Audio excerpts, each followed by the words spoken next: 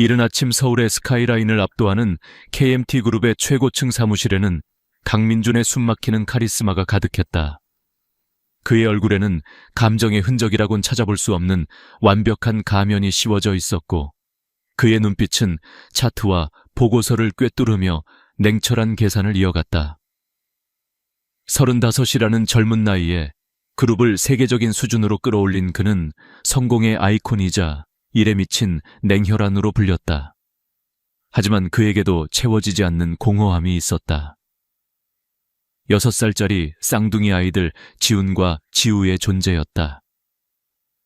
그는 그들을 사랑했지만 바쁜 업무와 6년 전 헤어진 아내 한소라와의 복잡한 관계 때문에 아이들에게 다가갈 수 없었다. 그의 삶은 성공이라는 거대한 탑을 쌓아 올리는 데 모든 것을 바쳤지만 정작 그 탑에 가장 중요한 토대가 빠져 있다는 것을 그는 알지 못했다. 같은 시각 강남의 한 아파트. 6살배기 쌍둥이 남매 강지훈과 강지우는 태블릿 PC 2대를 앞에 놓고 심각한 표정으로 마주 앉아 있었다. 겉보기에는 여느 아이들처럼 순수해 보이는 아이들이었지만 그들의 머릿속은 보통 어른들도 따라잡기 힘든 복잡한 알고리즘과 전략으로 가득 차 있었다. 지우는 쌍둥이 중 오빠로 컴퓨터 프로그래밍과 데이터 분석에 천재적인 소질을 보였다. 동생 지우는 뛰어난 공감 능력과 사람의 마음을 움직이는 언변을 지니고 있었다. 이 두 아이는 6년 동안 엄마 한소라와 함께 지내왔지만 아빠의 부재는 그들의 삶에 그림자처럼 드리워져 있었다. 오빠 아빠는 오늘 또 야근이래. 비서 아줌마가 그랬어. 지우가 귀여운 표정을 찌푸리며 말했다. 지훈은 태블릿 화면을 뚫어져라 쳐다보며 고개를 저었다. 아니, 아빠의 오늘 스케줄은 7시까지야. 비서 이모가 거짓말을 하는 게 아니야. 아빠가 거짓말을 하는 거지. 지훈은 KMT그룹의 내부 서버에 접속해 강민준의 일정을 실시간으로 파악하고 있었다. 그가 프로그래밍한 미니봇은 이미 그룹의 모든 네트워크를 자유롭게 드나들고 있었다. 왜 아빠는 항상 엄마를 피하려고 하는 거지? 아빠가 엄마를 싫어하나? 지우의 말에 지우는 한숨을 쉬었다. 아마도, 아니 어쩌면 엄마를 만나면 힘들어질까봐 도망치는 걸 수도 있어. 하지만 우리는 이제 그럴 수 없어. 지우는 태블릿 화면에 복잡한 코드들을 빠르게 입력했다. 그의 손가락은 작은 피아니스트처럼 화면 위를 날아다녔다. 우리 엄마는 너무 외로워 보여. 우리는 아빠가 필요해. 지우가 고개를 끄덕였다. 그들의 엄마 한소라는 6년 전 이혼 후 홀로 그들을 키워왔다. 유능한 디자이너였지만 그녀의 눈빛에는 늘 채워지지 않는 공허함이 서려 있었다. 지훈과 지우는 그런 엄마를 보며 마음 아파했다. 그들은 평범한 가족의 행복을 원했다. 그리고 그 행복을 되찾기 위해 직접 나서기로 결심했다. 오빠, 그래서 계획은 어떻게 되는 거야? 지우가 눈을 반짝이며 물었다.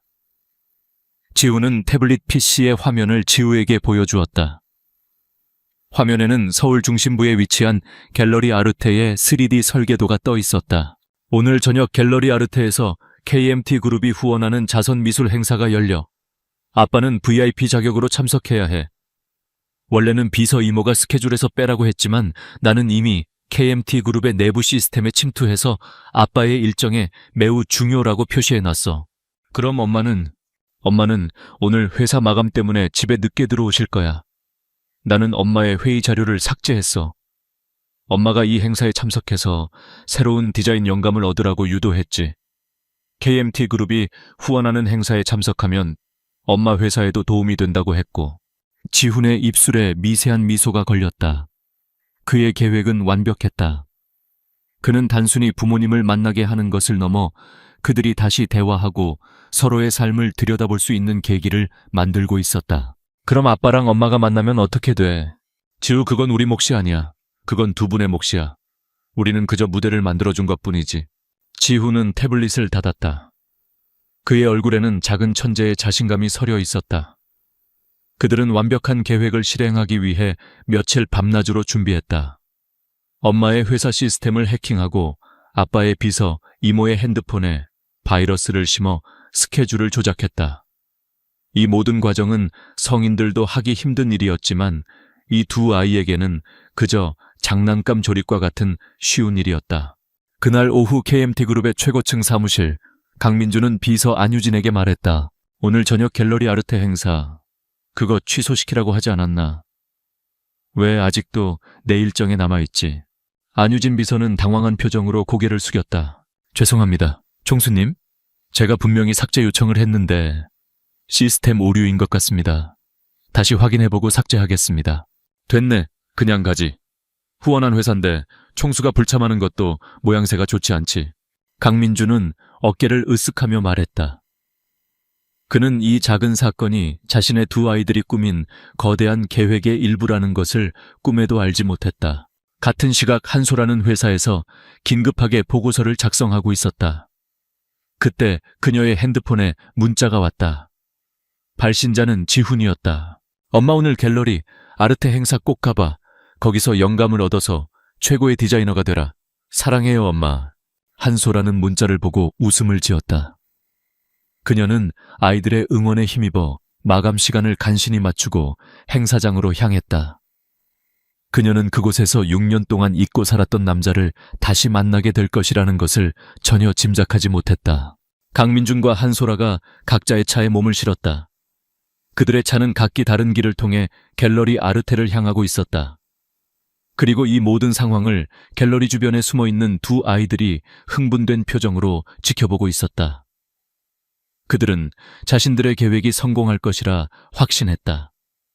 그리고 그들의 계획은 이제 막 시작되었다. 서울 중심부에 위치한 갤러리 아르테는 오늘 밤 화려한 빛을 발하고 있었다. KMT그룹이 주최한 자선미술 행사는 성공한 기업가들과 유명 인사들로 북적였다. 우아한 샹들리에 아래로 샴페인 잔이 부딪히는 소리와 잔잔한 클래식 음악이 흘러나왔다. 이곳은 단순한 전시장이 아니라 권력과 부가 교차하는 무대였다. 한소라는 이 무대 한가운데에 서 있었다. 그녀는 차분한 푸른색 드레스를 입고 있었다. 6년 전 강민준과 헤어질 당시 그녀는 세상에 대한 두려움과 아이들을 지켜야 한다는 책임감에 휩싸여 있었다. 하지만 이제 그녀는 홀로 두 아이를 키우며 디자이너로서 성공한 커리어 우먼이었다. 그녀의 눈빛은 예전의 순수함에 단단한 결의와 독립심이 더해져 빛나고 있었다. 그녀는 이 행사에 비즈니스 파트너와 함께 참석했고 KMT그룹의 후원으로 진행되는 미술품 경매에 깊은 관심을 보였다. 그때 행사장 입구에서 웅성거리는 소리가 들려왔다. 강민준의 등장이었다. 그는 검은색 슈트를 완벽하게 차려입고 있었다. 그의 주변에는 수많은 사람들이 그에게 말을 걸기 위해 몰려들었고 그의 비서 안유진은 복잡한 서류들을 들고 그를 보좌했다. 그는 행사에 온 것이 짜증나는 듯 딱딱한 표정을 짓고 있었다. 그에게 이 모든 것은 그저 의무적인 일에 불과했다. 그는 이 작은 일정이 그의 인생을 송두리째 바꿔놓을 것이라고는 상상조차 하지 못했다. 강민주는 지루한 표정으로 사람들과 인사를 나누며 갤러리 안을 둘러보았다. 그러다 그의 시선이 한 곳에 멈췄다. 멀지 않은 곳에 서 있는 한 여자에게로. 그녀는 6년 전 헤어진 자신의 아내 한소라였다. 강민준의 심장이 쿵 하고 크게 울렸다. 그는 그녀를 보자마자 그날 이후로 억눌러 왔던 모든 감정들이 한꺼번에 폭발하는 것을 느꼈다.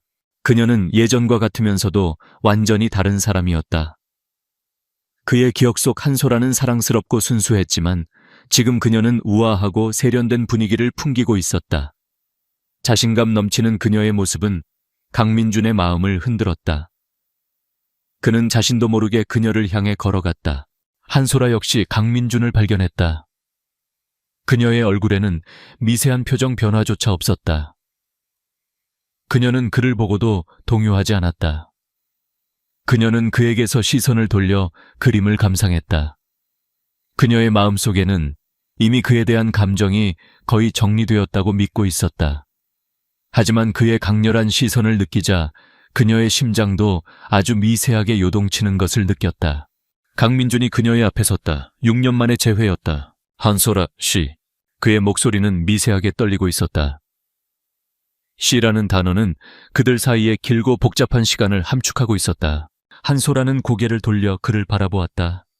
그녀는 부드러운 미소를 지었다. 오랜만이에요, 강민준 씨. 그녀의 태도는 냉정했다. 강민준은 당황했다. 그는 그녀가 울거나 그에게 분노를 표출할 것이라 예상했다. 하지만 그녀는 아무런 감정도 드러내지 않았다. 어떻게 여기 진과 함께 왔어요. 새로운 디자인의 영감을 얻으려고요. 강민준 씨도 잘 지내시죠? 그녀의 질문은 그들의 관계를 단순히 비즈니스 관계로 치부하는 듯했다. 강민준은 목이 메었다. 그는 그녀에게 하고 싶은 말이 너무나 많았다. 미안하다는 말, 보고 싶었다는 말, 그리고 두 아이들 이야기를 하고 싶었다. 하지만 그의 입은 열리지 않았다. 그 순간 그의 비서 안유진이 다가와 그에게 속삭였다. 총수님 3층 VIP룸에서 회장님께서 찾으십니다. 아, 그래, 잠시만. 강민준은 그녀에게 가야만 했다. 그의 현재 여자친구 최유미가 그를 기다리고 있었다. 최유미는 KMT그룹의 전략기획실장이자 그의 공식적인 연인이었다. 강민준은 한소라 앞에서 최유미를 언급하는 것이 끔찍하게 싫었다. 그는 한소라에게 잠시 기다려달라고 말하고 싶었지만 그녀의 차가운 눈빛 앞에서 아무 말도 할 수 없었다. 그럼 먼저 가볼게요. 한소라가 먼저 말을 꺼냈다. 그녀는 정중하게 고개를 숙였다. 강민준은 그녀의 뒷모습을 멍하니 바라보았다. 그는 그녀가 떠나는 것을 막고 싶었지만 그의 발은 움직이지 않았다. 그녀가 사라지자 그의 마음에는 거대한 공허함이 다시 밀려들어왔다.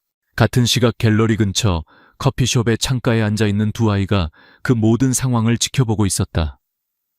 그들의 눈빛은 장난기로 가득했다. 그들은 엄마 아빠의 재회를 성공적으로 지켜보았다.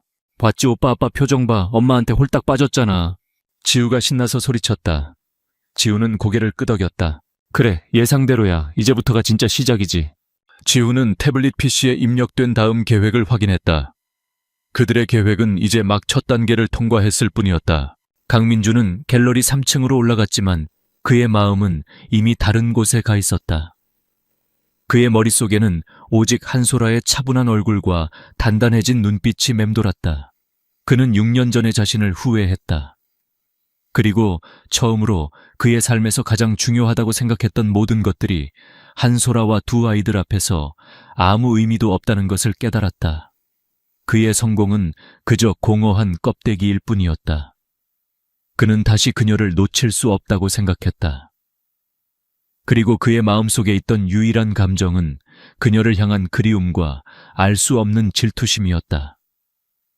갤러리 아르테의 VIP 라운지는 행사장과 달리 조용하고 은밀한 공간이었다. 화려한 샹들리에 아래 최유미는 우아한 자세로 강민준을 기다리고 있었다. 그녀는 KMT 그룹의 전략 기획실장이자 강민준의 공식적인 연인이었다. 그녀의 미소는 완벽했고 그녀의 눈빛은 자신감으로 빛났다. 그녀는 강민준의 옆자리를 차지하기 위해 수년간 공들여왔고 이제 그 자리는 거의 그녀의 것이나 다름없었다. 하지만 강민준이 라운지로 들어섰을 때 그의 표정은 평소와 달랐다. 그의 눈빛은 멍했고 그의 마음은 다른 곳에 가 있는 듯했다. 최유미는 그의 모습을 보자마자 무언가 잘못되었음을 직감했다.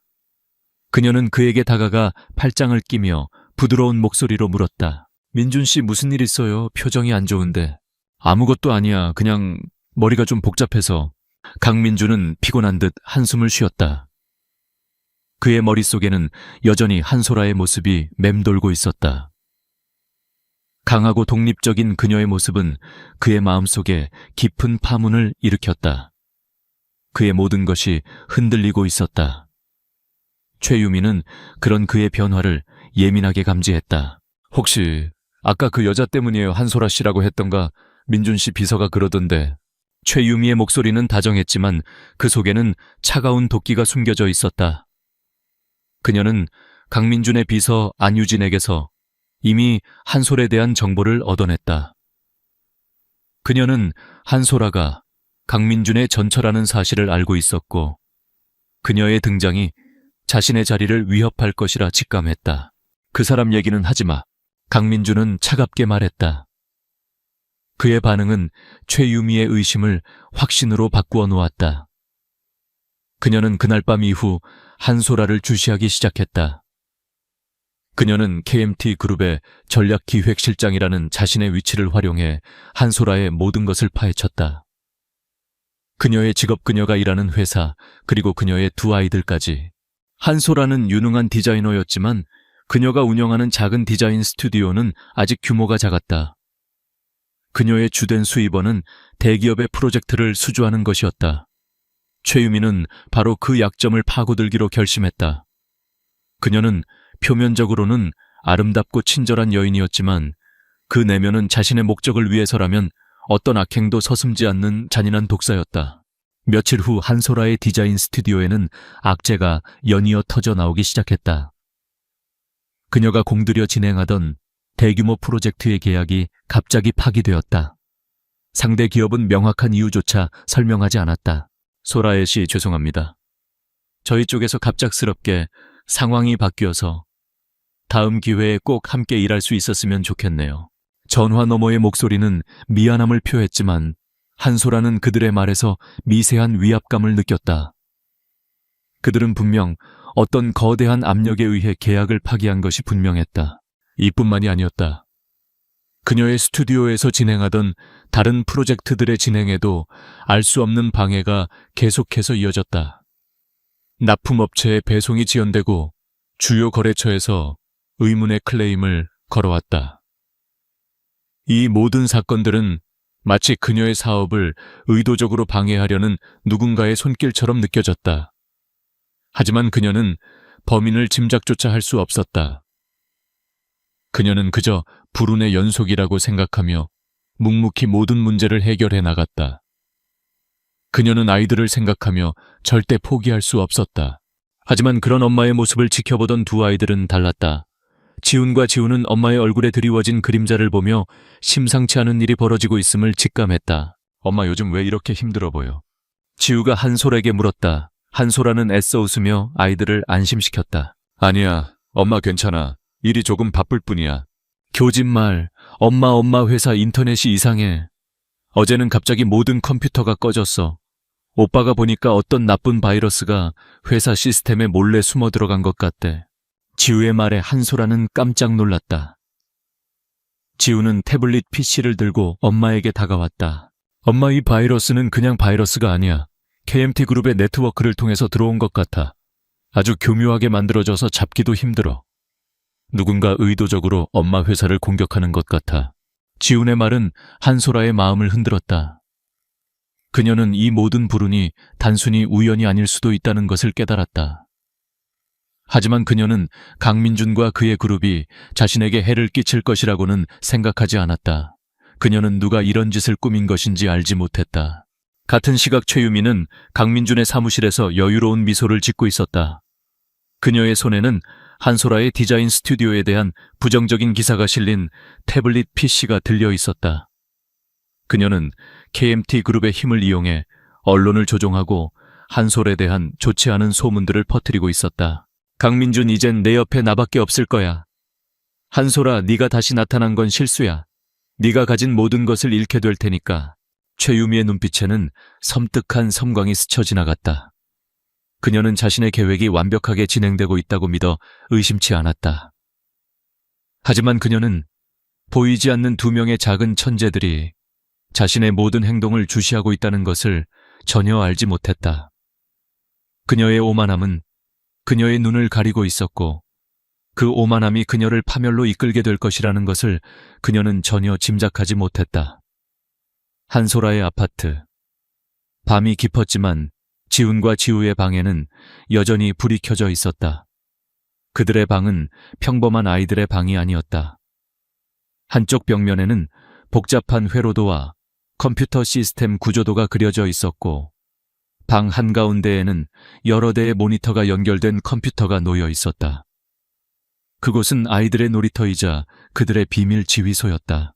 지우는 모니터 화면에 나타난 복잡한 코드들을 뚫어져라 쳐다보고 있었다.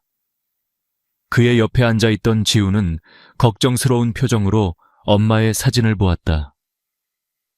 최근 한소라의 얼굴에는 미소가 사라지고 피곤함만 가득했다. 지우는 더 이상 지켜볼 수 없었다. 오빠 정말 엄마 회사에 나쁜 바이러스가 들어온 거야. 응, 내가 분석한 결과 단순히 바이러스가 아니야. 이건 해킹이야. 그것도 아주 고도로 훈련된 전문가의 소행이지. 지우는 키보드를 빠르게 두드리며 말했다. 그의 손가락이 움직일 때마다 모니터 화면의 데이터들이 빠르게 변화했다. 누가 그런 짓을 한 건데 추적해봤어.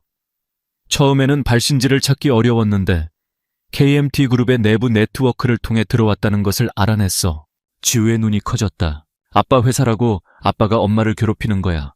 지우는 고개를 저었다. 아니, 아빠가 그럴 리 없어. 아빠는 그런 사람 아니야. 하지만 아빠 회사 안에 있는 누군가가 엄마를 해치려고 하는 건 확실해. 지우는 다시 키보드를 두드렸다. 그는 KMT 그룹의 내부 시스템을 깊숙이 파고들었다. 해킹 프로그램이 2중 3중의 보안망을 뚫고 들어가자 마침내 하나의 IP 주소가 나타났다. 그리고 그 IP 주소는 KMT 그룹의 전략 기획실에서 사용되는 컴퓨터의 것이었다. 지우는 그곳의 모든 통신 기록과 파일들을 내려받기 시작했다. 몇 시간의 해킹 작업 끝에 그들은 충격적인 증거들을 발견했다. 최유미가 한소라의 디자인 스튜디오에 바이러스를 심고 그녀의 프로젝트 계약을 파기하기 위해 로비 활동을 벌인 증거들이 고스란히 담겨 있었다. 최유미의 이름과 서명이 담긴 이메일, 그리고 그녀가 해킹 전문가와 주고받은 메시지 기록까지. 모든 것은 완벽하게 그녀의 소행임을 증명하고 있었다. 이게 최유미라는 여자야. 아빠 옆에 있는. 지우는 태블릿 PC에 뜬 최유미의 사진을 보며 말했다. 그녀는 아름답고 화려한 미소를 짓고 있었지만 그 미소 뒤에 숨겨진 악의는 아이들의 마음을 섬뜩하게 만들었다. 오빠 이 증거를 아빠한테 보여주자. 그럼 아빠가 최유미를 혼내줄 거야. 지우가 흥분해서 말했다. 하지만 지우는 고개를 저었다. 안 돼. 아빠는 우리 말을 믿지 않을 수도 있어. 우리는 아직 어리니까. 그리고 만약 최유미가 이 사실을 알게 되면 엄마에게 더 큰 해를 끼칠 수도 있어. 지훈의 말에 지우는 침묵했다. 그들은 단순히 부모님을 재결합시키려는 순수한 의도로 이 일을 시작했지만 이제 그들의 앞에 놓인 현실은 너무나 잔인하고 위험했다. 그들은 이 문제를 혼자 해결할 수 없다는 것을 깨달았다. 그들은 엄마의 도움이 필요했다. 결국 그들은 용기를 내어 한소라의 방으로 향했다. 한소라는 잠 못 이루는 밤을 보내고 있었다. 그녀는 최근에 겪었던 모든 일들이 우연이 아니라는 것을 어렴풋이 느끼고 있었다. 그녀는 두 아이들의 미래를 위해 이 모든 역경을 견뎌내야 한다고 생각하며 눈물을 닦고 있었다. 똑똑 방문이 조용히 노크되었다. 한소라가 문을 열자 그곳에는 지훈과 지우가 손을 잡고 서 있었다. 그들의 눈빛은 진지하고 결연했다. 엄마 우리랑 비밀 동맹 맺을래? 지우가 조심스럽게 말했다.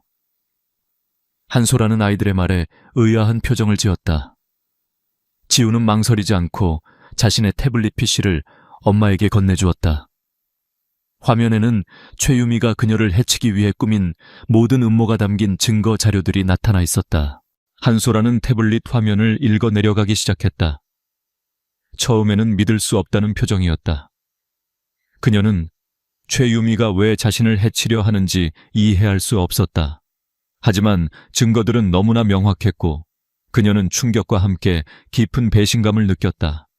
그리고 자신의 두 아이들이 이 모든 일을 혼자서 감당해왔다는 사실에 가슴이 찢어지는 듯한 아픔을 느꼈다. 그녀의 눈에서 뜨거운 눈물이 흘러내렸다. 하지만 이번 눈물은 슬픔의 눈물이 아니었다. 그것은 분노와 결의의 눈물이었다. 그녀는 더 이상 약한 여자가 아니었다. 그녀는 자신의 두 아이들과 자신을 지켜야 하는 강한 엄마였다. 한소라는 눈물을 닦고 아이들을 품에 안았다. 고마워요 내 새끼들. 정말 고마워. 엄마는 너희가 이 모든 것을 혼자서 해냈다는 사실이 너무 자랑스러워. 이제부터는 엄마랑 같이 하자. 한소라는 아이들의 작은 손을 잡고 그들의 눈을 똑바로 바라보았다. 이젠 엄마 차례야. 우리 가족을 괴롭힌 그 여자가 어떤 사람인지, 그리고 우리 가족의 소중함을 아빠에게 보여줘야 해. 그녀의 목소리는 조용했지만 그 속에는 거대한 폭풍이 으르렁거리고 있었다. 그날 밤 한소라와 두 아이들은 그들만의 비밀스러운 동맹을 맺었다. 그들은 더 이상 외로운 존재들이 아니었다. 그들은 하나의 목표를 향해 나아가는 세상에서 가장 강한 팀이 되었다. 이제 그들은 최유미라는 어두운 그림자를 완전히 제거하고 잃어버린 가족의 행복을 되찾기 위한 거대한 계획을 시작할 준비를 마쳤다. 한소라의 얼굴에는 더 이상 슬픔이나 절망의 흔적이 없었다. 그녀는 단단한 결의와 차가운 이성을 되찾았다. 그녀는 자신의 두 아이들이 가져온 증거들을 보며 밤새도록 생각했다. 그녀는 더 이상 피해자가 아니었다. 그녀는 자신의 명예와 가족의 행복을 지키기 위해 싸워야 하는 전사였다. 그녀는 지훈과 지우를 불렀다. 그들의 방은 이제 그녀의 비밀 지휘소가 되었다. 엄마, 그래서 어떻게 할 거야? 지우가 불안한 표정으로 물었다. 한소라는 아이들의 손을 잡고 부드럽게 말했다. 우리는 저 여자처럼 비열한 방법은 쓰지 않을 거야. 우리는 정의롭게 그리고 똑똑하게 싸울 거야. 저 여자가 저지른 모든 죄를 세상 사람들이 알게 만들어야 해. 하지만 그 전에 우리는 저 여자가 자신의 본 모습을 스스로 드러내도록 유도해야 해. 한소라는 칠판에 복잡한 그림들을 그리기 시작했다. 그것은 그녀의 전공인 디자인이 아니었다. 그것은 복수와 정의를 위한 하나의 거대한 전략 지도였다. 지훈아, 엄마는 네가 가지고 온 증거들을 언론에 터뜨리는 것만으로는 부족하다고 생각해. 저 여자는 언론을 조작할 힘이 있어. 우리는 그녀가 감추고 있는 또 다른 비밀들을 찾아야 해. 네가 KMT 그룹의 내부 시스템을 다시 해킹해서 저 여자의 모든 통신 기록과 파일들을 복원해 줄 수 있을까? 지훈은 고개를 끄덕였다. 그의 얼굴에는 작은 천재의 자신감이 넘쳤다. 엄마, 내가 할 수 있어. 하지만 시간이 좀 걸릴 거야. 저 여자는 파일을 삭제할 때 2중 3중으로 암호화를 해놨어. 괜찮아. 시간이 얼마가 걸리든 상관없어. 지우야, 너는 엄마를 도와줄 수 있겠니? 응, 엄마. 내가 뭘 하면 돼. 지우는 저 여자가 엄마를 싫어하는 이유를 아빠에게 계속해서 이야기해줘. 하지만 직접적으로 이야기하면 안 돼. 아빠가 스스로 깨닫게 만들어야 해. 엄마에 대한 긍정적인 이야기, 그리고 저 여자가 이상하다는 것을 아빠가 자연스럽게 느끼도록 만들어줘. 지우는 고개를 끄덕였다. 그녀의 표정은 진지했다. 그녀는 그들의 계획이 얼마나 중요한지 잘 알고 있었다. 그들의 계획은 시작되었다. 지훈은 최유미의 삭제된 파일들을 복원하기 위해 밤샘 작업을 시작했다. 그는 수많은 코드들을 해독하고 데이터들을 복구하며 최유미가 감추고 싶어 했던 모든 비밀들을 찾아냈다. 최유미는 그동안 KMT 그룹의 기밀 정보를 경쟁사에 팔아넘기고 강민준 몰래 회사 자금을 횡령한 증거들이 고스란히 담겨 있었다. 한편 최유미는 자신의 계획이 성공적으로 진행되고 있다고 믿어 의심치 않았다. 그녀는 한소라의 디자인 스튜디오가 망가져가는 것을 보며 쾌감을 느꼈다. 하지만 그녀의 완벽했던 계획에 미세한 균열이 생기기 시작했다. 그녀가 주도하던 대규모 신사업 프로젝트가 알 수 없는 이유로 난항에 빠졌다. 프로젝트 진행에 필요한 핵심 부품의 납품이 지연되었고 협력업체들은 갑작스럽게 태도를 바꾸어 그녀의 말을 듣지 않았다. 최유미는 의심하기 시작했다. 누군가 자신의 프로젝트를 방해하고 있다는 것을. 그녀는 강민준에게 이 모든 상황을 보고했지만 강민준은 그녀의 말을 듣지 않았다. 그는 여전히 한소라의 생각에 잠겨 있었고 최유미의 불안정한 모습에서 낯선 이질감을 느끼고 있었다. 민준 씨, 혹시 한소라 씨가 이 모든 일들을 꾸미는 건 아닐까요? 최유미가 조심스럽게 말했다. 강민준은 차갑게 그녀를 바라보았다. 초해유미 실장, 지금 무슨 말을 하는 건가? 한소라 씨는 그런 일을 할 사람이 아니야. 그리고 지금 자네가 해야 할 일은 그런 말도 안 되는 추측을 하는 것이 아니라 프로젝트를 성공시키는 거야. 강민준의 차가운 반응에 최유미는 당황했다. 그녀는 강민준이 자신에게서 멀어지고 있다는 것을 느꼈다. 그녀는 자신의 위치가 흔들리고 있음을 깨닫고 불안감에 휩싸였다. 같은 시각 지훈은 최유미의 모든 비리 증거들을 완벽하게 복원해 한소라에게 전달했다. 증거 파일 속에는 최유미가 한소라를 해치기 위해 꾸민 모든 음모뿐만 아니라 그녀의 추악한 이중 생활과 강민준을 속여온 모든 것들이 담겨 있었다. 엄마, 이제 끝이야. 이 증거들을 가지고 있으면 우리는 이 여자를 완전히 끝장낼 수 있어. 지훈의 말에 한소라는 고개를 끄덕였다. 그녀의 눈빛은 흔들림이 없었다. 이제 모든 준비가 끝났다. 그들은 최유미가 자신의 죄를 스스로 인정하고 자신의 추악한 본 모습을 만천에 드러내도록 유도할 마지막 함정을 준비했다. 좋아. 이제 우리의 마지막 계획을 시작하자. 우리 가족을 괴롭힌 대가를 저 여자가 톡톡히 치르게 될 거야. 한소라의 목소리에는 그 어떤 주저함도 없었다. 그녀는 지훈과 지우의 손을 잡고 최유미를 향한 마지막 전투를 시작하기 위해 자리에서 일어났다. 그녀는 이제 더 이상 약한 엄마가 아니었다. 그녀는 자신의 아이들을 위해 모든 것을 걸고 싸우는 용감한 여전사였다. KMT 그룹이 주최한 연례 갈라 파티는 서울에서 가장 화려하고 성대한 행사 중 하나였다. 초대된 모든 이들은 최고급 드레스와 슈트를 차려입고 웅장한 홀을 가득 메운 샹들리에의 불빛 아래서 우아한 대화를 나누고 있었다. 이 모든 화려함의 중심에는 최유미가 있었다.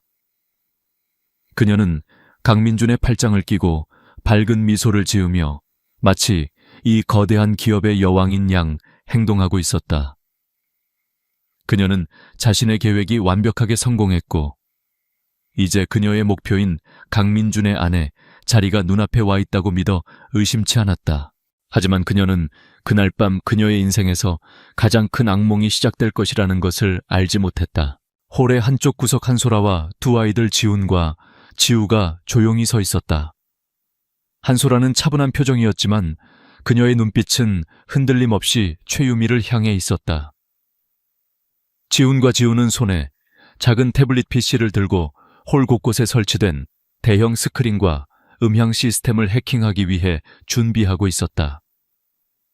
그들의 눈빛에는 작은 천재의 비장함이 서려 있었다. 연회가 무르익을 무렵 강민준이 무대 위로 올라가 감사 인사를 전했다. 그의 옆에는 최유미가 서 있었다. 그녀의 얼굴은 완벽한 미소로 빛났다. 바로 그때 지훈이 마지막 명령을 내렸다. 지우, 시작하자. 지우가 태블릿 PC의 버튼을 누르자 홀에 울려 퍼지던 잔잔한 음악이 갑자기 멈췄다. 사람들의 시선이 무대를 향했다. 그리고 홀 곳곳에 설치된 대형 스크린의 화면이 바뀌었다. 화면에는 최유미의 얼굴이 나타났다. 하지만 그녀의 아름다운 미소가 아니었다. 그것은 그녀가 한소라의 사업을 방해하기 위해 해커와 주고받았던 은밀한 메시지들의 캡처본이었다. 한소라라는 여자의 사업을 망가뜨려줘 그녀가 다시 일어서지 못하도록. 사람들은 술렁거리기 시작했다. 강민준은 화면을 보며 굳어졌다. 그는 믿을 수 없다는 표정으로 옆에 서 있는 최유미를 바라보았다. 최유미의 얼굴은 순식간에 하얗게 질렸다.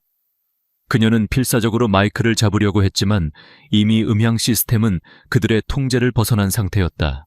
화면은 멈추지 않았다.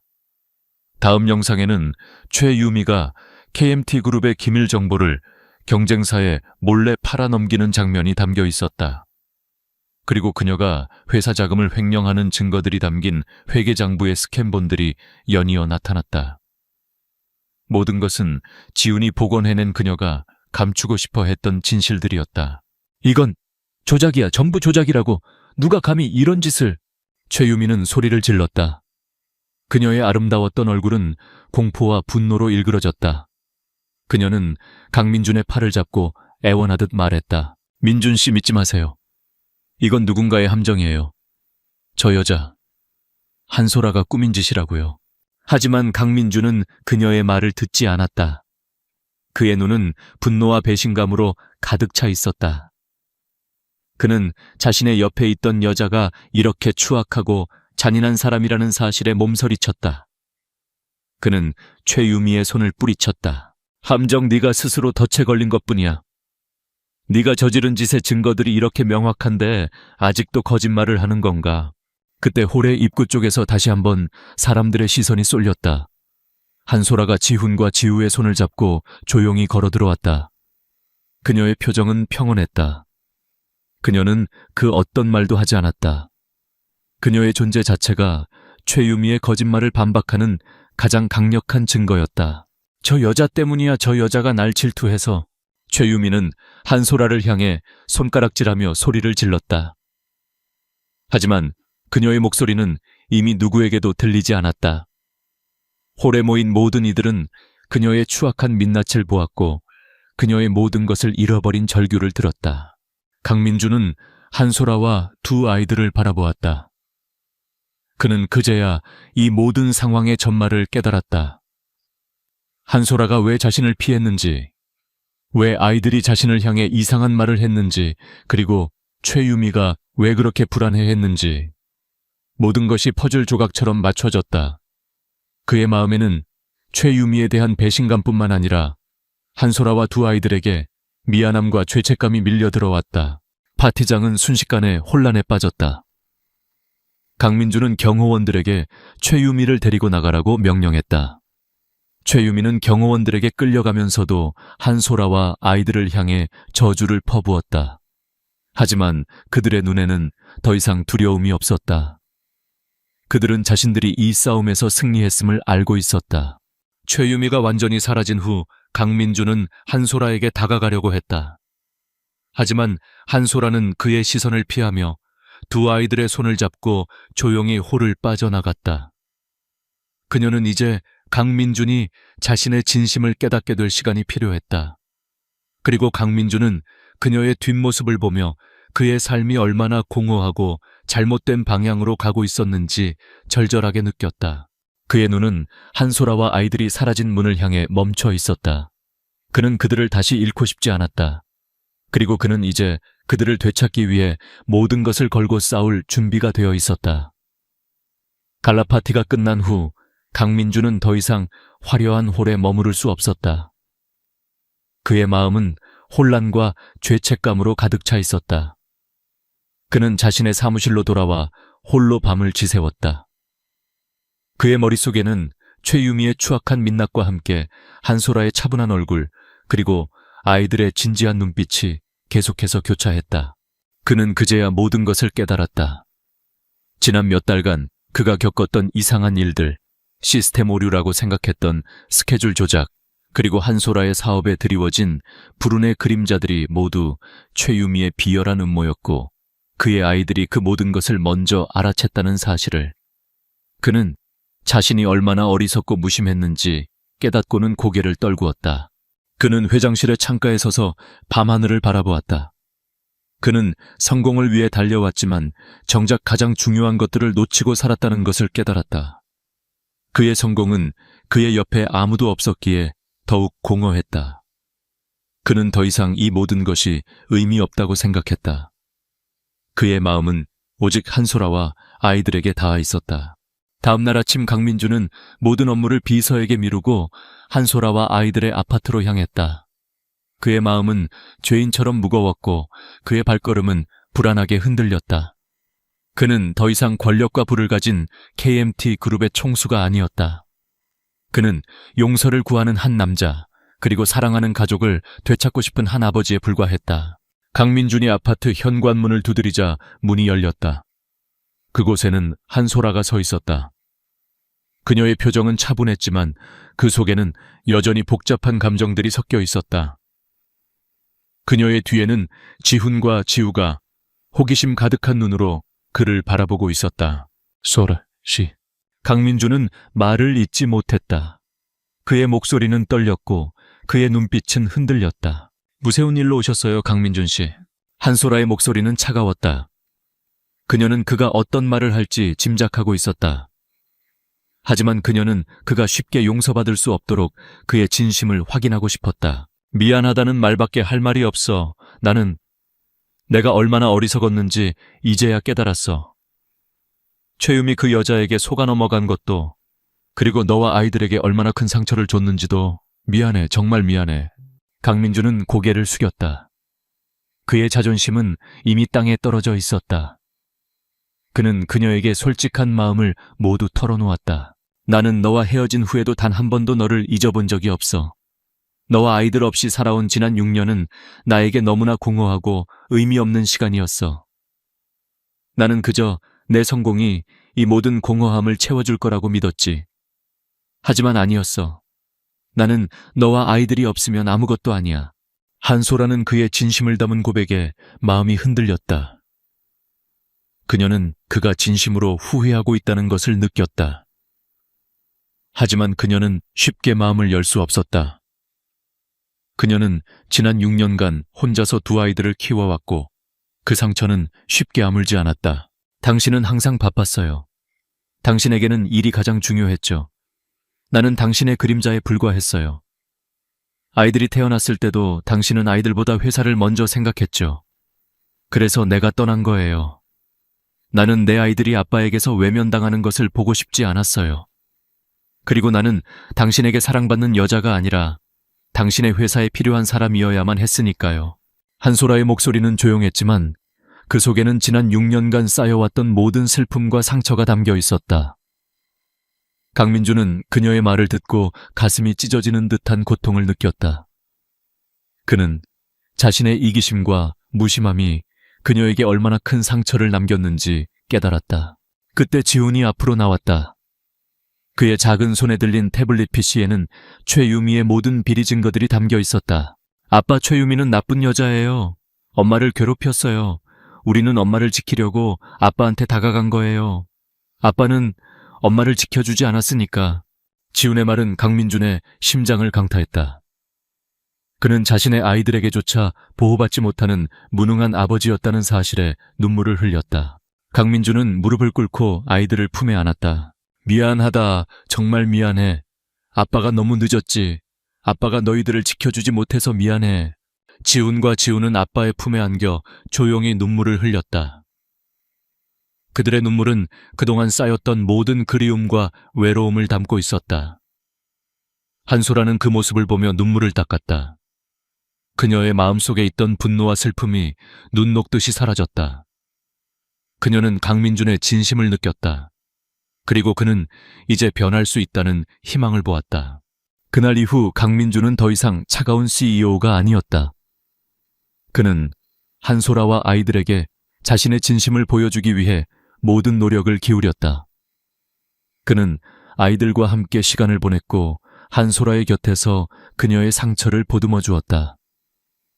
한소라 역시 그를 조금씩 용서하기 시작했다.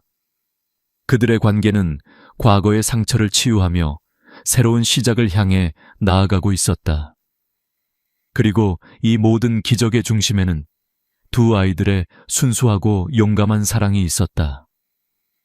시간은 모든 상처를 치유하는 마법과도 같았다. 강민준과 한소라의 관계도 그랬다.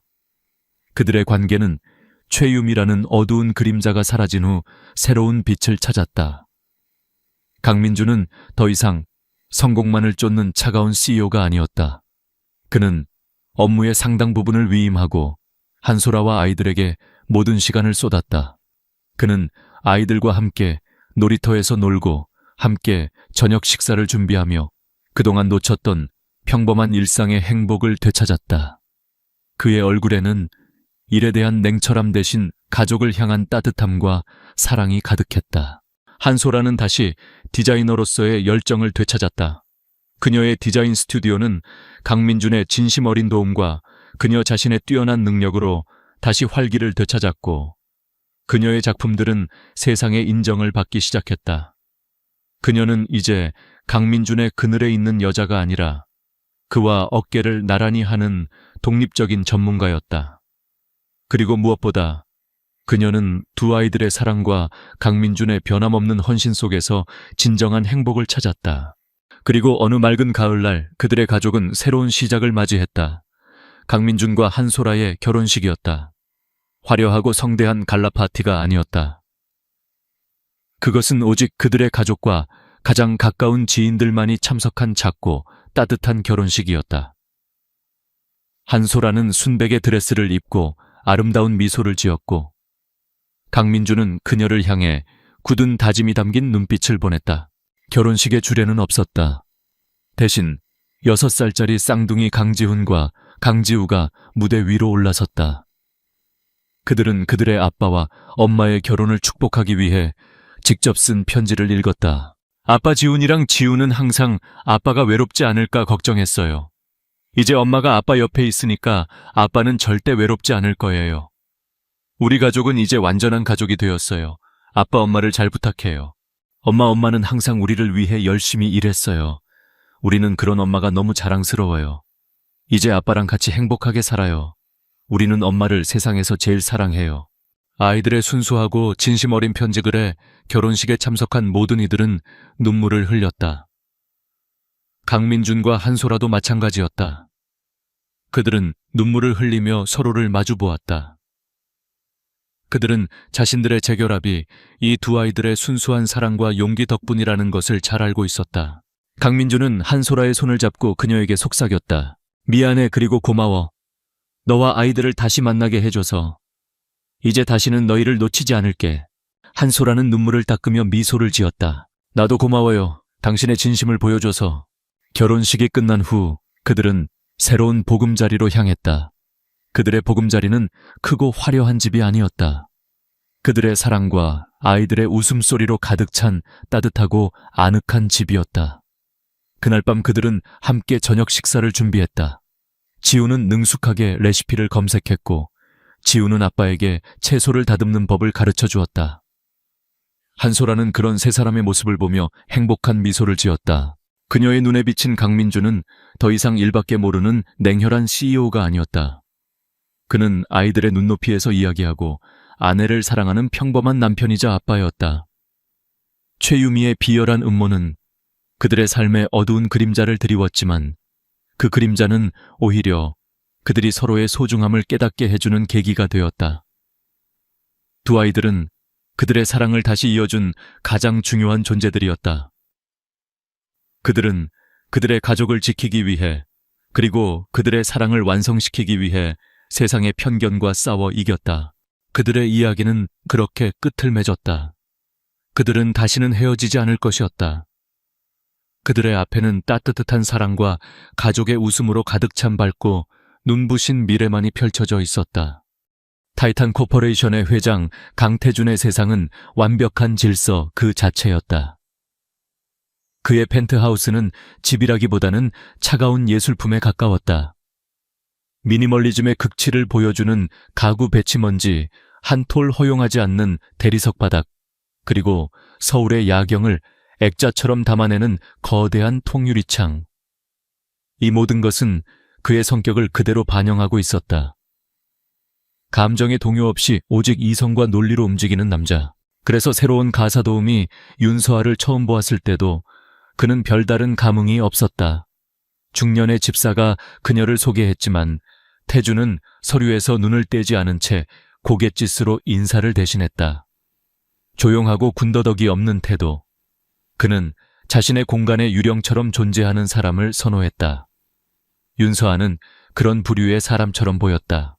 문제는 며칠 뒤에 발생했다. 태주는 중요한 화상회의를 막 끝내고 서재를 나오던 참이었다. 복도를 걷던 그의 발걸음이 순간 우뚝 멈췄다. 복도 끝거실로 향하는 길목에서 작은 아이 하나가 장난감 자동차를 가지고 놀고 있었다. 5살쯤 되었을까.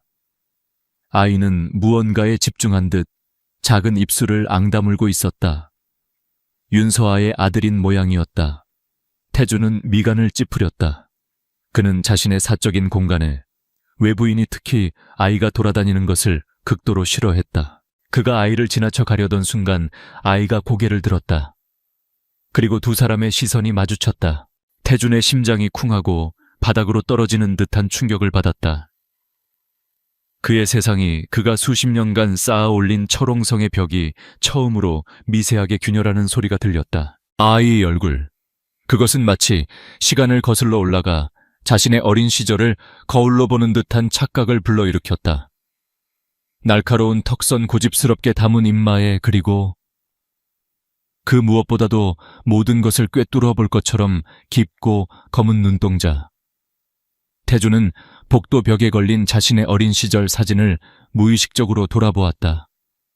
유리 액자에 비친 아이의 얼굴과 사진 속 자신의 얼굴이 겹쳐지는 순간 그는 숨을 잠시 멈췄다. 똑같았다. 소름이 돋을 정도로. 민호야.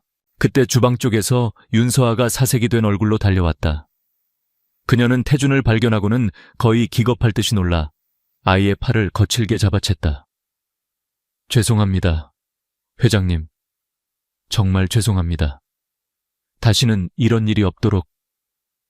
그녀는 아이를 자신의 등 뒤로 황급히 숨기며 허리가 부러져라 고개를 숙였다.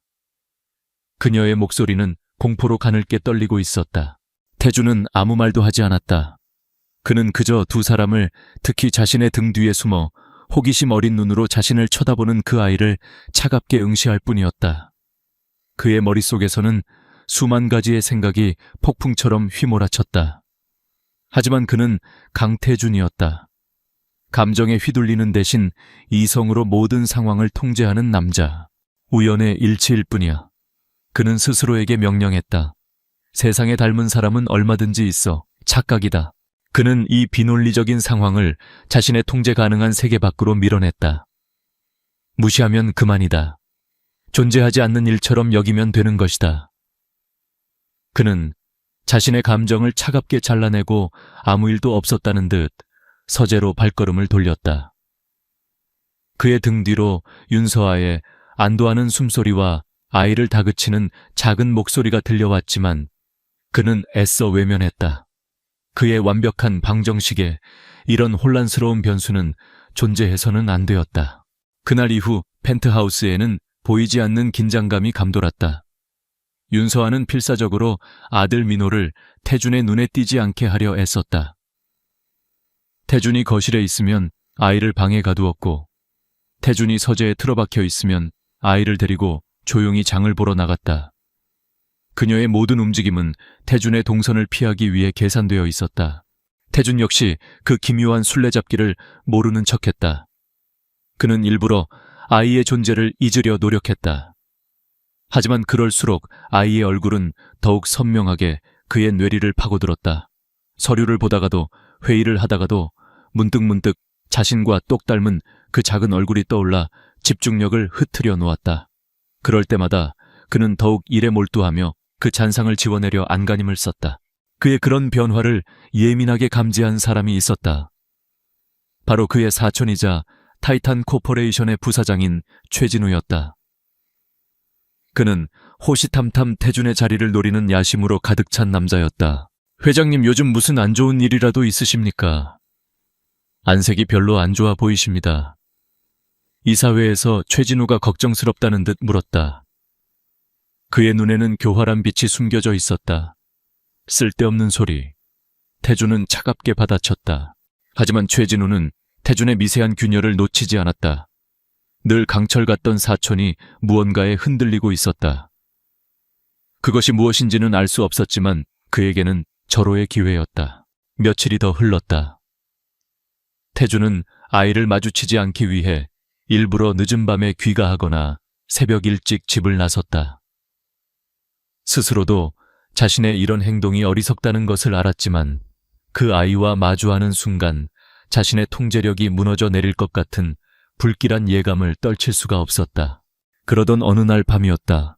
중요한 해외 계약 건으로 밤늦게까지 서재에서 일을 하던 태준은 잠시 바람을 쐬러 거실로 나왔다. 펜트하우스는 고요했고 모두가 잠든 시간이었다. 그는 와인 한 잔을 따라 들고 통유리창 앞에 서서 서울의 야경을 내려다보았다. 수많은 빌딩의 불빛들이 그의 발 아래에서 보석처럼 반짝였다. 저 모든 것을 자신의 힘으로 이룩했다는 자부심이 잠시나마 그의 마음을 평온하게 만들었다. 그때였다. 어둠 속에서 작은 기척이 느껴졌다. 태준의 온 신경이 곤두섰다. 거실 소파 뒤 어두운 구석에서 작은 그림자가 꼼지락거리고 있었다. 민호였다. 아이는 잠이 오지 않는지 곰 인형을 품에 안고 웅크리고 앉아 있었다. 태준은 자신도 모르게 몸을 숨겼다. 아이는 그를 보지 못했다. 아이는 품에 안은 곰 인형에게 무언가 속삭이고 있었다. 태주는 들으려 하지 않았지만 아이의 작고 속삭이는 목소리가 그의 귀에 선명하게 박혔다. 곰돌아 괜찮아. 엄마가 그랬어. 아빠는 아주 멀리 별나라에 있지만 항상 우리를 지켜보고 있다고. 그래서 우리는 슬퍼하면 안 된대. 씩씩해야 한대. 아무것도 아닌 그저 아빠 없는 아이가 할 법한 평범한 혼잣말. 하지만 그 말이 태준의 심장을 날카롭게 찔렀다. 그의 가슴 속 아주 깊은 곳에 묻어두었던 그 자신도 잊고 지냈던 상처가 욱신거리기 시작했다. 그는 와인잔을 든 손에 힘을 주었다. 유리가 금방이라도 부서질 것처럼. 그는 더 이상 그곳에 서 있을 수 없었다. 그는 소리 없이 다시 서재로 돌아와 문을 닫았다. 그는 책상 위에 놓인 자신의 어린 시절 사진을 집어들었다. 사진 속에는 아버지와 함께 환하게 웃고 있는 어린 강태준이 있었다. 그의 아버지는 그가 10살 되던 해에 별나라로 떠났다. 태준은 눈을 감았다. 우연일 뿐이야. 그저 우연이야. 그는 주문처럼 되뇌었다. 하지만 그의 심장은 그의 이성적인 통제를 벗어나 불규칙하게 뛰고 있었다. 그의 완벽했던 세상에 균열은 이미 걷잡을 수 없이 벌어지고 있었다. 강태준의 세상에 생긴 균열은 시간이 흐를수록 더욱 선명해졌다. 그는 의식적으로 그 아이 민호를 무시하려 애썼다. 하지만 아이의 존재는 그의 완벽하게 통제된 일상에 스며든 잉크방울처럼 서서히 그리고 멈출 수 없이 번져나갔다. 그는 중요한 해외 기업과의 합병 프로젝트에 집중해야 했지만 서류 위로 아이의 얼굴이 아른거렸다. 그의 신경은 그 어느 때보다 날카로워졌고 사소한 실수에도 비서들을 몰아붙였다. 타이탄 코퍼레이션의 직원들은 얼음장 같은 회장의 기분을 맞추느라 전전긍긍했지만 아무도 그 원인을 알지 못했다. 오직 강태준 자신만이 알고 있었다. 자신의 평정심을 뒤흔드는 것이 거대한 비즈니스 리스크가 아닌 자신의 집에 사는 5살짜리 아이라는 사실을. 그날 오후 태준은 평소보다 일찍 퇴근했다. 그는 머리를 식힐 필요가 있었다. 펜트하우스는 언제나처럼 고요했다. 윤서아는 저녁 식사를 준비하는지 주방에서 조용히 움직이고 있었고 아이는 보이지 않았다. 아마도 방 안에 있으리라. 태준은 곧장 자신의 서재로 들어갔다. 그는 거대한 원목 책상 앞에 앉아 복잡한 합병 관련 서류들을 펼쳤다. 하지만 단 한 글자도 눈에 들어오지 않았다. 그의 마음은 다른 곳을 향하고 있었다. 그는 결국 서류를 밀어내고 책상 가장 아래쪽에 잠긴 서랍을 열었다. 그곳은 그의 과거가 잠들어 있는 유일한 공간이었다. 낡은 사진 몇 장 빛바랜 편지, 그리고 작고 심플한 은색 로켓 목걸이. 그는 로켓을 손바닥 위에 올려놓았다. 세월의 흔적으로 광택은 희미해졌지만 여전히 그의 손에는 익숙한 감촉이었다. 한때는 한 쌍이었던 목걸이. 하나는 자신이, 다른 하나는 그가 사랑했던 유일한 여자가 가졌었다. 그는 로켓을 열었다. 안에는 아주 작은, 이제는 거의 형태를 알아볼 수 없을 정도로 닳아버린 앳된 두 남녀의 사진이 들어있었다. 그는 쓰라린 기억과 함께 찾아오는 희미한 그리움에 잠시 눈을 감았다. 그가 과거에 잠겨있던 바로 그 순간이었다. 서재 문이 아주 살짝 소리 없이 열렸다. 태준은 생각에 잠겨 그것을 인지하지 못했다. 작은 머리 하나가 문틈으로 쏙 들어왔다. 민호였다. 아이는 서재 안의 거대한 책장과 신기한 물건들을 호기심 어린 눈으로 구경하다가 책상 앞에 앉아있는 태준을 발견했다. 그리고 그의 손바닥 위에서 희미하게 빛나는 은색 로켓을 보았다. 아이는 조심스럽게 발소리를 죽여 태준에게 다가왔다. 그리고 그의 손을 가리켰다. 아저씨. 작은 목소리에 태준은 화들짝 놀라 현실로 돌아왔다. 아이가 언제부터 거기에 서 있었던 것일까? 그는 자신도 모르게 로켓을 쥔 손을 숨기려 했다. 그 목걸이 우리 엄마도 똑같은 거 있는데. 아이의 순진한 목소리가 서재의 무거운 정적을 갈랐다. 태준의 세상이 그 순간 멈췄다. 시간도 공기도 그의 심장 박동조차도. 엄마는 그거 보고 맨날 혼자 울어요. 민호의 마지막 한마디는 강태준이라는 남자가 수십 년간 쌓아 올린 이성의 벽을 단숨에 무너뜨리는 거대한 망치였다. 닮은 얼굴은 우연일 수 있다. 하지만 이 세상에 단 하나뿐인 그와 그녀만이 아는 사연이 담긴 이 로켓까지 우연일 수는 없었다. 패닉. 그의 머릿속을 하얗게 뒤덮은 것은 순수한 공황 상태였다. 손에 쥔 로켓이 불덩이처럼 뜨겁게 느껴졌다. 그의 이마에 식은땀이 배어나왔고 호흡이 가빠졌다. 통제불능, 그가 가장 혐오하는 상태였다. 그는 벌떡 자리에서 일어났다. 그의 움직임에 아이가 놀라 뒷걸음질 쳤다. 하지만 지금 그의 눈에는 아이가 보이지 않았다. 그는 곧장 서재를 뛰쳐나가 주방으로 향했다.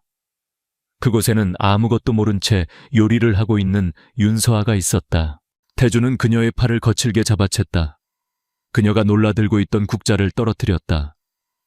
요란한 소리를 내며 바닥에 떨어진 국자처럼 그녀의 표정도 산산조각 났다. 따라와. 그는 그녀를 자신의 침실로 끌고 들어갔다. 그리고 문을 거칠게 닫아뒀다. 그는 그녀를 벽으로 몰아붙이고 로켓을 쥔 손을 그녀의 눈앞에 내밀었다.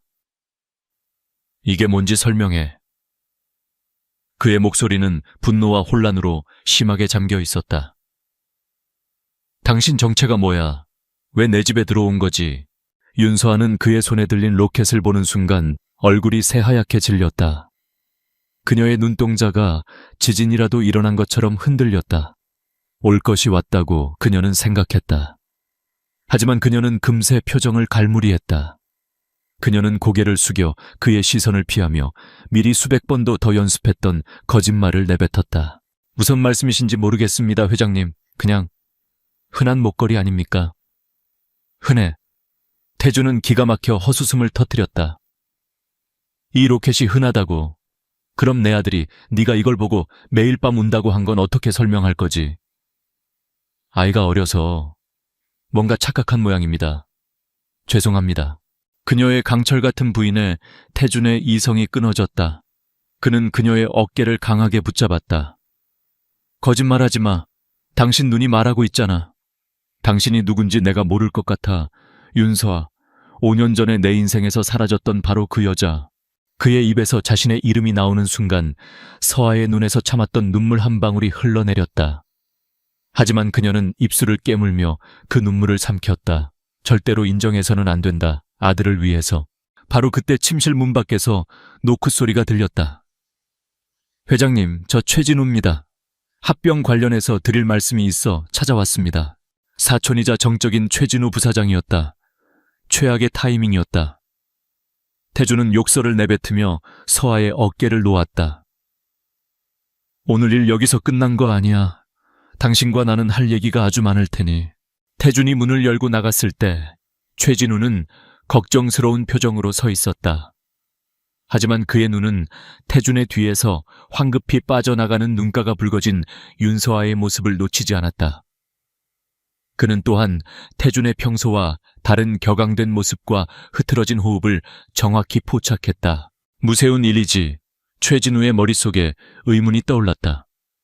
저 강철 같은 인간이 고작 가사 도우미 하나 때문에 저렇게 흔들린다고. 그는 이유를 알 수 없었지만 직감했다. 이것이 기회라는 것을. 강태준의 아성에 생긴 균열. 그가 비집고 들어갈 수 있는 틈. 그의 입가에 누구도 눈치채지 못할 미소가 그려졌다. 태준은 서재로 돌아와 최진우의 보고를 듣는 둥 마는 둥 했다. 그의 머릿속은 온통 윤서아와 민호, 그리고 5년 전의 과거로 가득 차 있었다. 최진우가 돌아간 후 그는 다시 혼자가 되었다. 손에는 여전히 은색 로켓이 들려 있었다. 무시할 수 없다. 더 이상은. 그는 결심했다. 이 지독한 우연의 진실을 무슨 수를 써서라도 밝혀내야만 했다. 그는 책상 위에 인터폰을 눌러 그의 비서들 중 가장 신뢰하는 김 비서를 호출했다.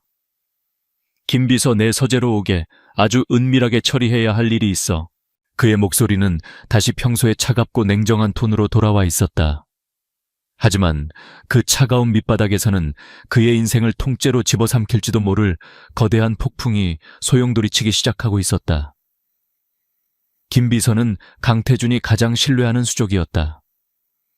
그는 10년 넘게 태준의 그림자처럼 일하며 그의 모든 비밀을 무덤까지 가져갈 충성심과 어떤 짓이든 완벽하게 수행해내는 능력을 갖춘 남자였다. 하지만 오늘 태준이 내린 명령은 그조차도 등골이 서늘해지는 종류의 것이었다. 가사도우미 윤서아 그리고 그 아들 두 사람의 지난 5년간의 모든 행적을 조사하게. 태준의 목소리는 쇠를 긁는 것처럼 차갑고 건조했다. 어디서 살았고 누굴 만났고 어떻게 생계를 유지했는지 먼지 한 톨까지 전부. 알겠습니다, 회장님. 그리고 태준은 잠시 망설였다. 그의 자존심이 허락하지 않는 하지만 그의 이성이 갈망하는 명령이었다. 아이의 DNA 샘플을 확보하게. 머리카락 한 올이라도 좋아. 누구도 특히 윤서와 그 여자가 눈치채지 못하게 아주 조용히 국내 최고의 연구소에 의뢰해 보안은 목숨처럼 지키고. 김 비서는 아무것도 묻지 않고 고개를 숙였다. 회장의 눈에 서린 지독한 혼란과 고통을 보았기 때문이다.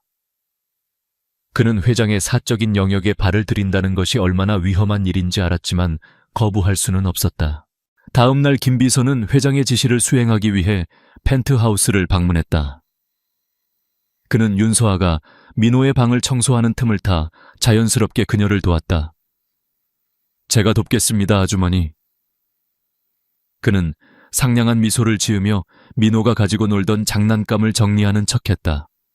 그리고 그의 예리한 눈은 아이가 잠시 기대어 있던 작은 쿠션 위에 떨어져 있는 가느다란 머리카락 한 올을 발견했다. 그는 누구도 보지 않는 틈을 타 손수건으로 조심스럽게 그 머리카락을 집어 주머니에 넣었다. 그의 움직임은 물 흐르듯 자연스러워 바로 옆에 있던 윤서아조차 아무것도 눈치채지 못했다. 임무는 완수되었다. 이제 남은 것은 기다림의 시간이었다. 태준에게 그 며칠은 지옥과도 같았다. 그는 타이탄 코퍼레이션의 미래가 걸린 미국의 거대 IT 기업 이노바텍과의 합병 협상을 마무리 지어야 했다. 이 계약은 그가 지난 1년간 공들여온 가장 중요한 프로젝트였다. 하지만 그의 머릿속은 온통 DNA 분석 결과에 대한 생각으로 가득 차 있었다. 5년 전 윤서아는 왜 자신을 떠났을까? 그는 그녀의 학비를 지원하고 그녀의 미래를 약속했다. 하지만 그녀는 어느 날 더 좋은 조건을 제시한 남자가 생겼다는 짧은 편지 한 장만 남기고 그의 인생에서 사라졌다. 배신감에 눈이 멀었던 그는 그녀를 찾으려 하지 않았다. 자신의 자존심이 허락하지 않았다. 그는 그녀를 자신의 인생에서 완벽하게 지원했다고 생각했다. 그런데 이제 와서 그녀는 왜 자신의 아들이라고 주장하는 듯한 아이를 데리고 그의 앞에 나타난 것인가? 복수 아니면 돈. 그의 이런 혼란을 최진우 부사장은 놓치지 않았다. 그는 이사회에서 은근히 태준의 리더십에 의문을 제기하며 자신의 입지를 넓히고 있었다. 그리고 물밑에서는 훨씬 더 위험한 계획을 실행에 옮기고 있었다. 그는 비밀리에 이노바텍의 협상 담당 임원과 접촉했다.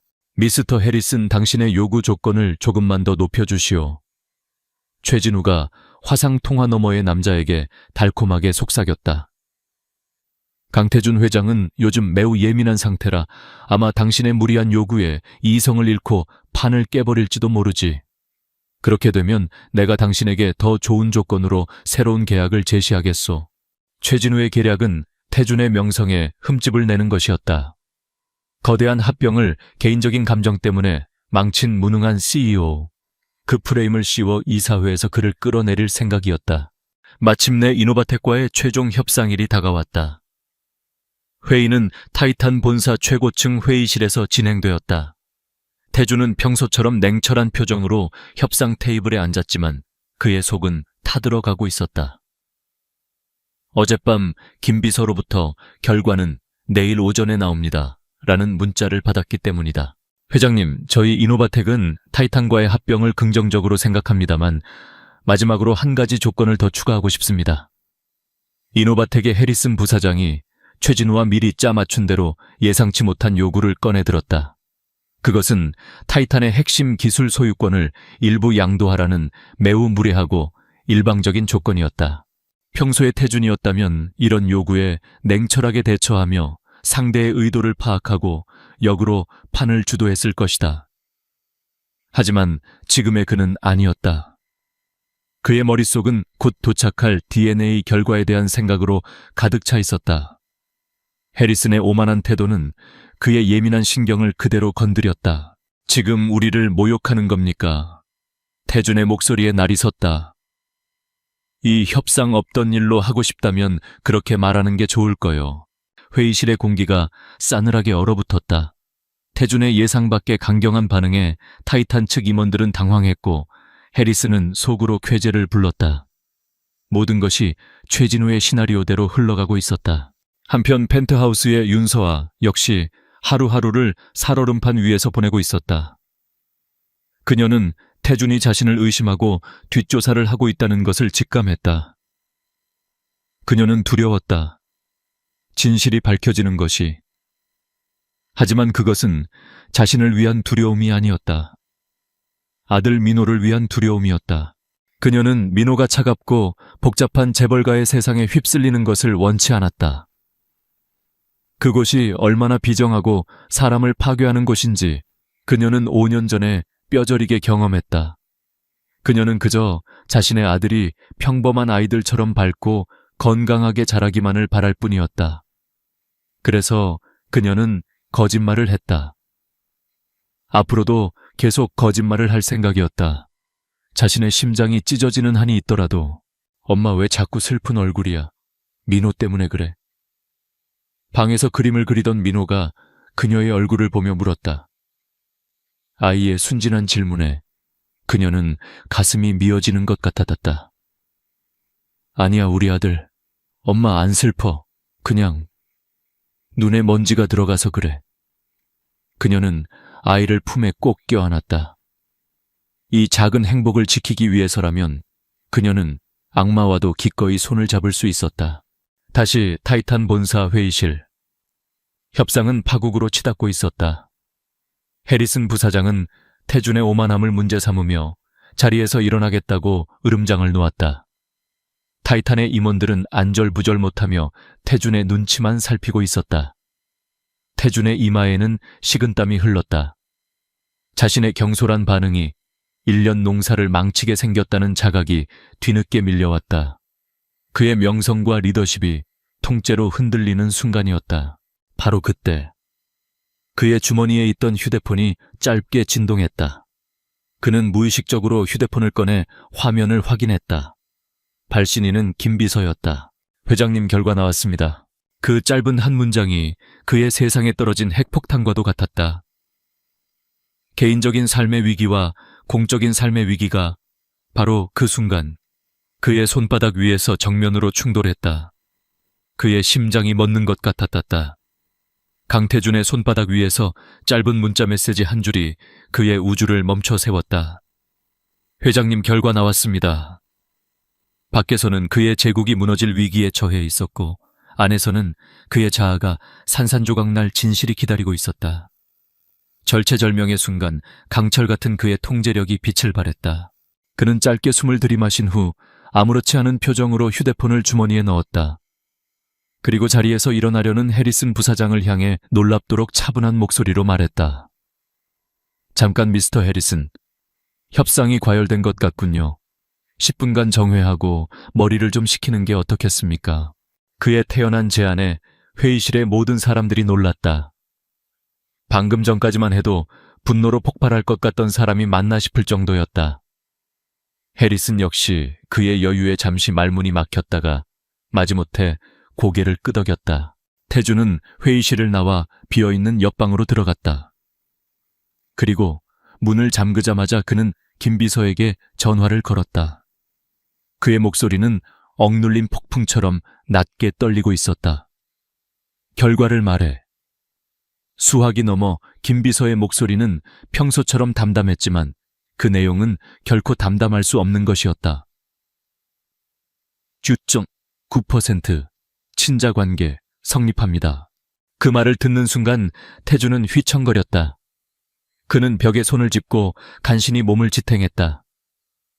아니 어쩌면 그 한마디가 그가 평생을 의지해왔던 모든 벽을 무너뜨렸는지도 몰랐다. 머릿속이 하얘졌다. 우연이 아니었다. 착각도 아니었다. 그 아이 민호는 정말로 자신의 아들이었다. 그의 의식이 아득해지며 굳게 닫아두었던 과거의 문이 격렬하게 열렸다. 6년 전, 당시의 강태주는 지금처럼 차가운 지배자가 아니었다. 그는 아버지가 세운 제국을 물려받기 위해 혹독한 경영 수업을 받고 있던 야심 넘치지만 어딘가 공허한 젊은 후계자였다. 그의 유일한 안식처는 아버지의 눈을 피해 몰래 다니던 작은 미술관이었다. 그리고 그곳에서 그는 윤서아를 만났다. 가난하지만 재능 있는 미대생이었던 서아. 그녀는 햇살처럼 맑게 웃었고 자신의 꿈에 대해 이야기할 때면 그 누구보다 열정적으로 빛났다. 태주는 그런 그녀에게 속수무책으로 빠져들었다. 그들의 사랑은 비밀스러웠지만 그래서 더 애틋하고 뜨거웠다. 그는 처음으로 자신의 지위나 돈이 아닌 강태준이라는 한 남자로서 사랑받는 기쁨을 느꼈다. 그는 그녀와 함께 있는 자신의 낡은 오피스텔이 거대한 저택보다 더 아늑하고 편안했다. 그는 그녀에게 자신의 어머니 유품인 세상에 단 2개뿐인 은색 로켓 목걸이를 선물했다. 영원한 사랑의 징표였다. 하지만 그들의 행복은 길지 않았다. 그의 아버지 강 회장이 두 사람의 관계를 알아차린 것이다. 강 회장은 아들의 유일한 약점이 될지도 모르는 가난한 여자의 존재를 용납할 수 없었다. 어느 날 그는 태준 몰래 서아를 자신의 사무실로 불렀다. 내가 윤서아냐? 강 회장은 돈이 든 봉투를 그녀 앞에 던졌다. 이거 받고 내 아들 인생에서 깨끗이 사라져라. 분수에 맞지 않는 꿈은 꾸지도 마. 서아는 수치심에 얼굴이 붉어졌지만 당당하게 대답했다. 저는 돈 때문에 태준 씨를 만나는 게 아닙니다. 건방진 것, 강 회장이 비웃었다. 네가 거절할 줄 알고 다른 것도 준비했지. 내 홀어머니가 운영하는 작은 식당 내일 당장이라도 잿더미로 만들 수 있어. 그리고 태준이, 그 애는 이미 너에게 실증이 났다. 이 돈도 그 애가 너를 떼어내기 위해 준비한 거다. 서아가 가장 사랑하고 믿었던 남자 태준이 자신을 버렸다는 말. 그것은 그녀의 세상을 무너뜨렸다. 심장이 갈갈이 찢기는 것 같았다. 그녀는 돈 봉투를 거절했지만 어머니를 지키기 위해, 그리고 마지막 남은 자존심을 지키기 위해 그의 곁을 떠나기로 결심했다. 그녀는 그에게 더 좋은 사람이 생겼다는 잔인한 편지 한 장을 남기고 하룻밤 사이에 증발하듯 사라졌다. 그녀가 자신의 뱃속에 그의 아이가 자라고 있다는 사실을 알게 된 것은 모든 연락이 끊긴 후였다. 한편 태주는 그녀의 편지를 받고 미친 듯이 분노했다. 강 회장은 그에게 서아가 돈을 받고 떠났다는 거짓 증거 조작된 은행 입금 내역까지 보여주었다. 그의 순수했던 사랑은 지독한 배신감으로 변질되었다. 그는 사랑 따위는 세상에 존재하지 않는다고 오직 돈과 권력만이 진실이라고 믿게 되었다. 그는 그날 이후 자신의 모든 감정을 봉인하고 타이탄의 차가운 지배자가 되는 길에만 매진했다. 그렇게 5년이 흘렀다. 과거의 편린들이 폭풍처럼 그의 머릿속을 스쳐 지나갔다. 태주는 눈을 떴다. 이제 모든 것이 설명되었다.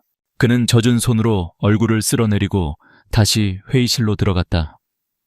그의 눈빛은 이전과 완전히 달라져 있었다.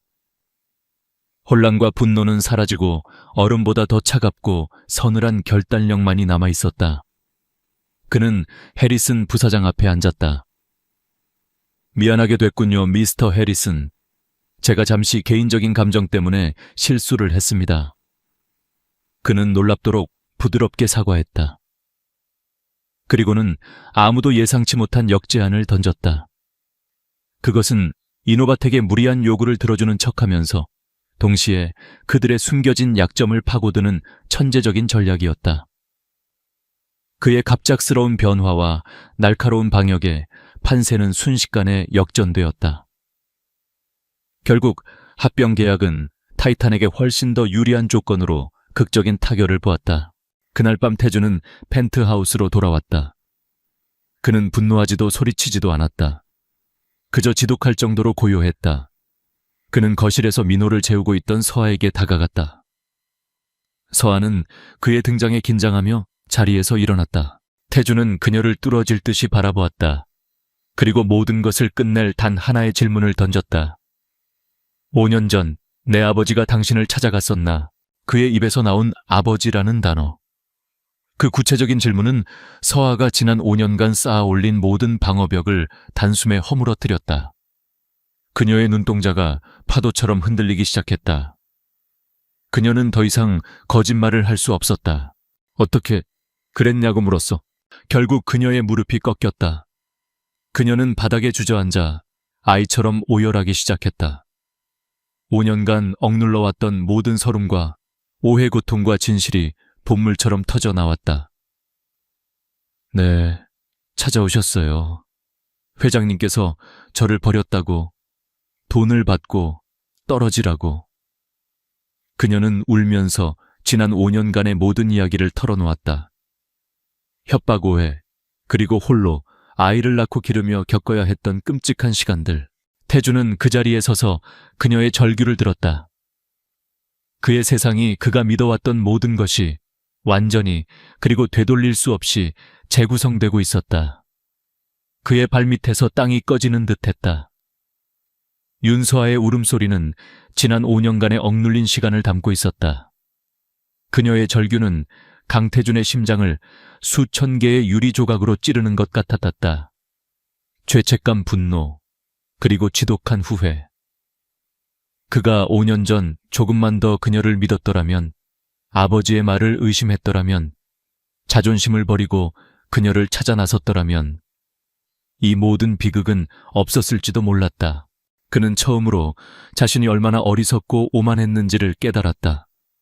그는 바닥에 주저앉아 있는 그녀에게 다가가 조심스럽게 그녀의 어깨를 감쌌다.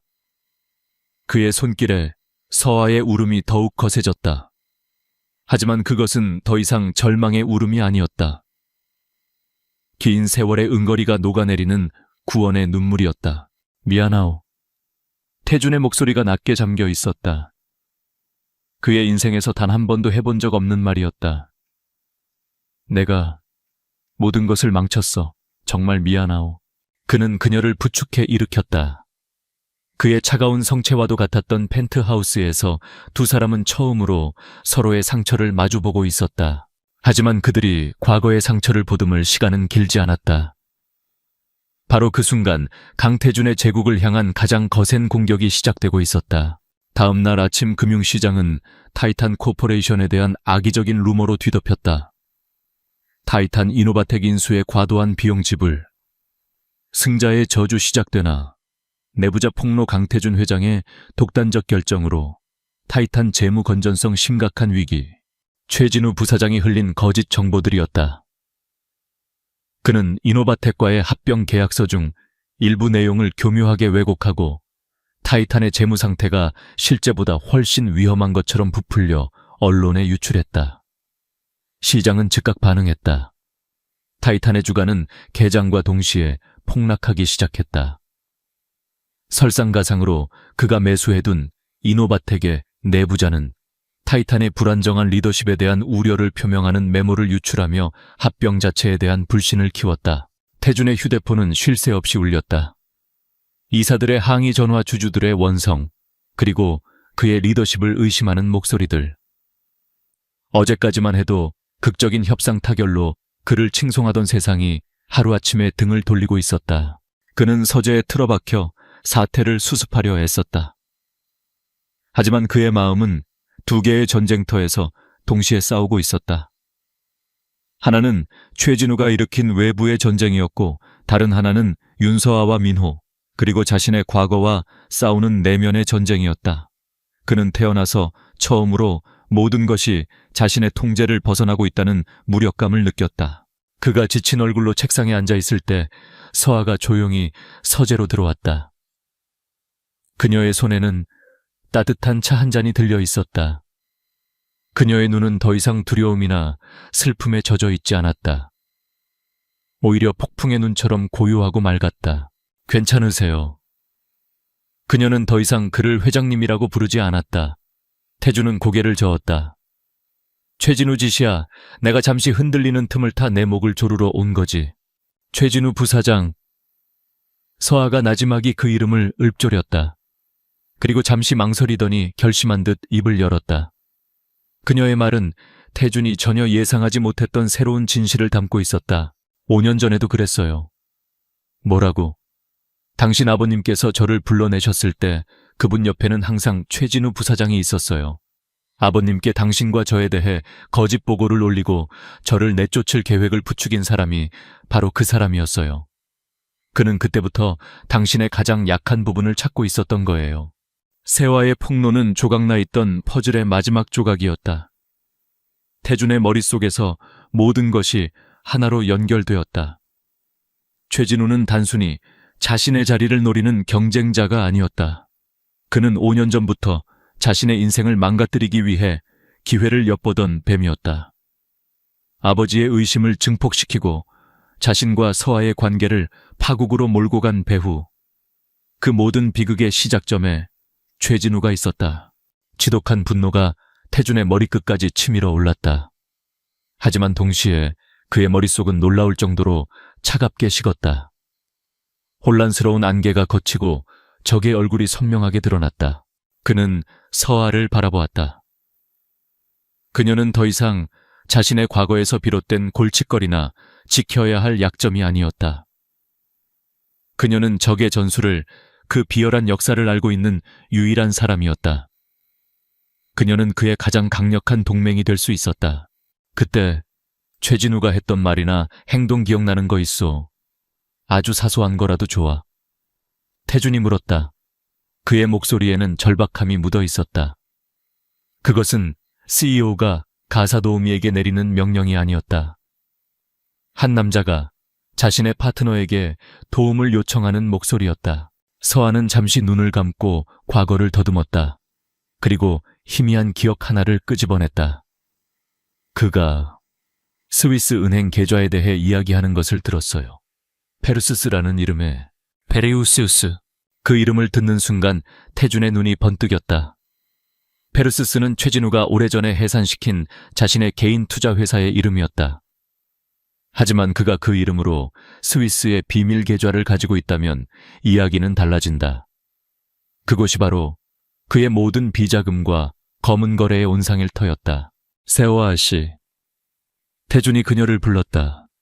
나와 같이 싸워주겠소. 그는 책상 위에 펼쳐진 타이탄의 조직도와 재무 서류들을 가리켰다. 나는 이 전쟁에서 이기는 법을 아오. 하지만 당신은 저들의 과거를 알고 있지. 당신의 기억이 이 전쟁을 끝낼 가장 날카로운 칼이 될 거요. 서아는 그의 눈을 바라보았다.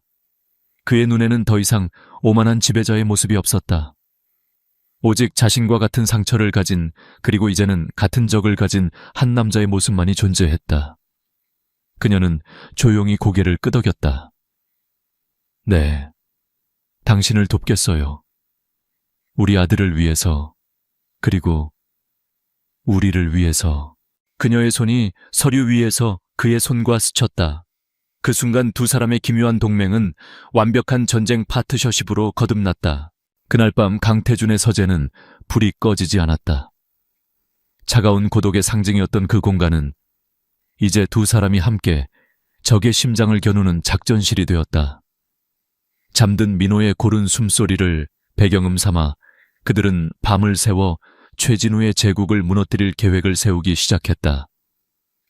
거대한 폭풍의 한가운데서 두 사람은 비로소 완벽한 한 편이 되어 있었다.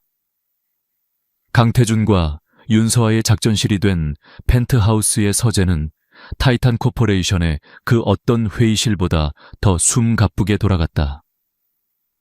그들의 목표는 단 하나, 최진우 부사장의 숨통을 끊어놓을 결정적인 증거를 확보하는 것이었다.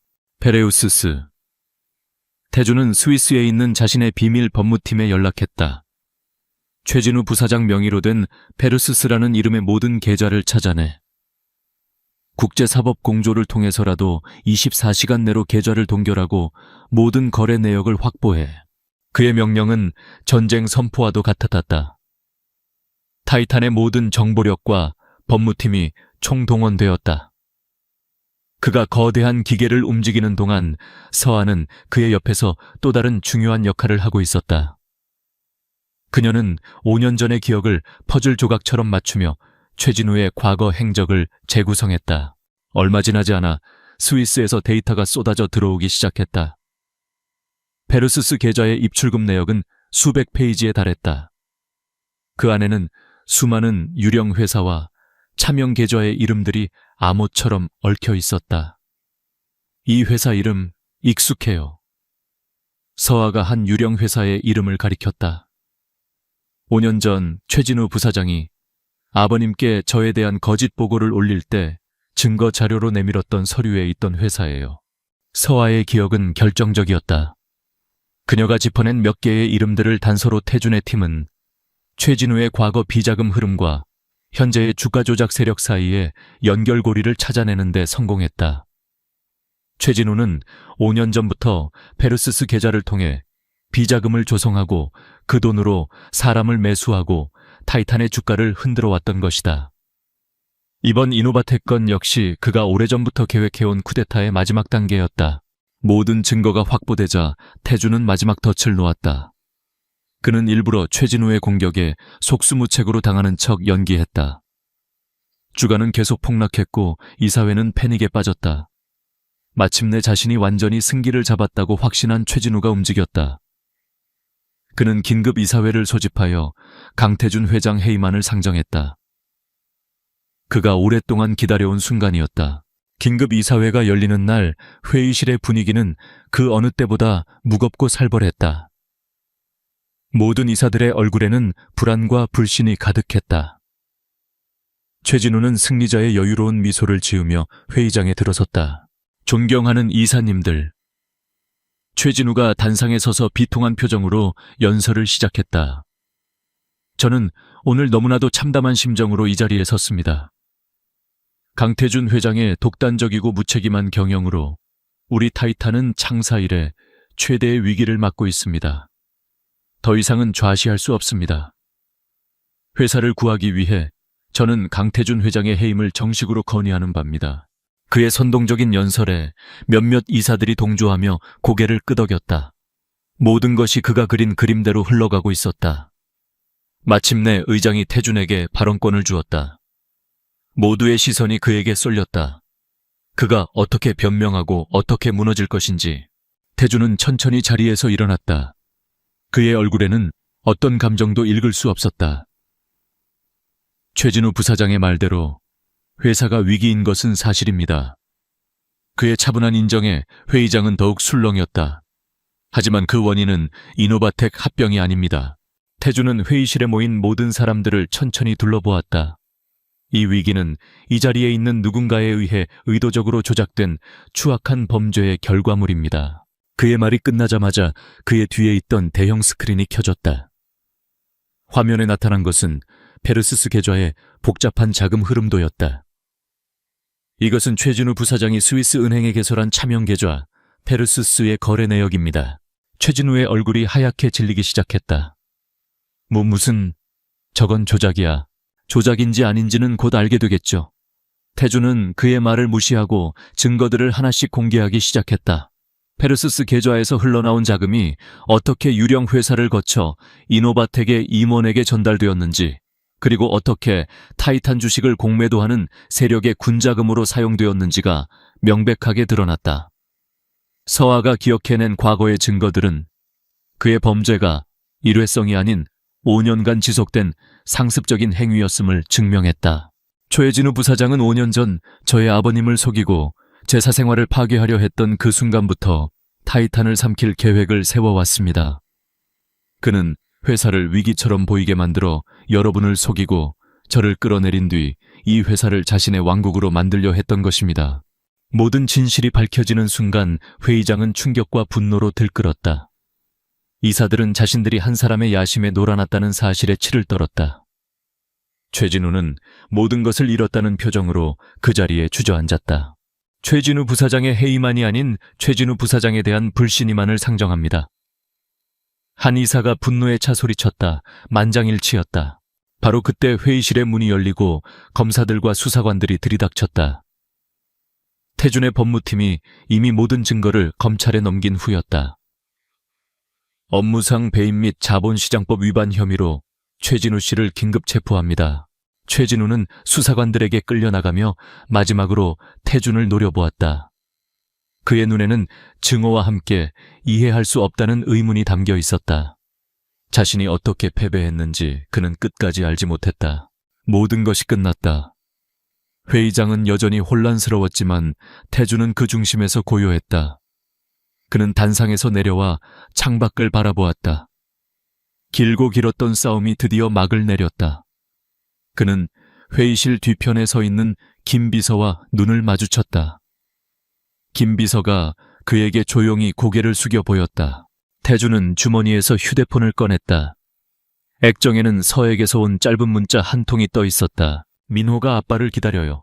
그는 창밖의 풍경을 바라보았다. 기업이라는 전쟁터에서의 싸움은 끝났다. 하지만 그에게는 이제 더 중요하고 어쩌면 더 어려운 싸움이 남아 있었다. 한 아이의 아버지가 되고 한 여자의 상처를 보듬어주는 그의 진짜 인생은 이제부터 시작이었다. 강태준이 펜트하우스로 돌아왔을 때 시간은 이미 자정을 넘기고 있었다. 거대한 집은 숨막힐 듯한 고요함에 잠겨 있었다. 얼마 전까지만 해도 이 고요함은 그에게 안정과 통제의 상징이었다. 하지만 지금은 텅 빈 공허함처럼 느껴졌다. 그는 소리 없이 거실로 들어섰다. 그리고 그곳에서 그의 발걸음을 멈추게 하는 풍경을 마주했다. 넓은 소파 위 윤서아와 민호가 서로에게 기댄 채 잠들어 있었다.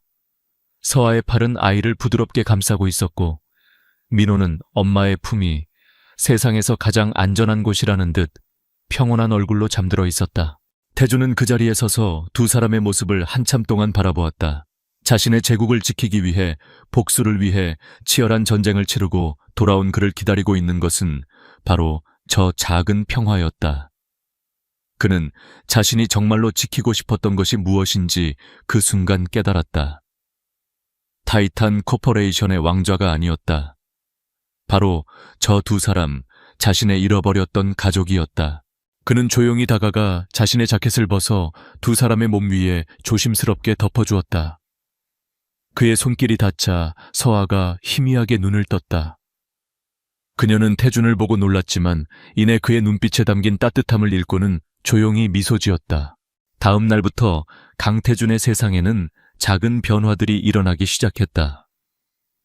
그는 난생 처음으로 아침 9시 회의를 취소했다. 대신 그는 주방 식탁에 앉아 서아가 차려준 평범한 아침 식사를 했다. 그리고 어색하게 민호의 옆에 앉아 아이가 좋아하는 공룡 만화를 함께 보았다. 아저씨는 티라노사우루스 알아요? 민호가 초롱초롱한 눈으로 물었다. 알지. 가장 강한 육식 공룡이다. 태준은 딱딱한 목소리로 마치 경영 보고를 하듯 대답했다.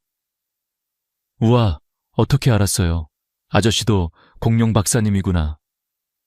아이는 해맑게 웃으며 그를 따랐다. 태준은 아이의 순수한 반응에 어떻게 대처해야 할지 몰라. 당황했지만 그의 마음 한구석이 간질거리는 것을 느꼈다. 그는 서아에게 그리고 민호에게 자신의 과거에 대해 그리고 자신의 잘못에 대해 진심으로 사과했다.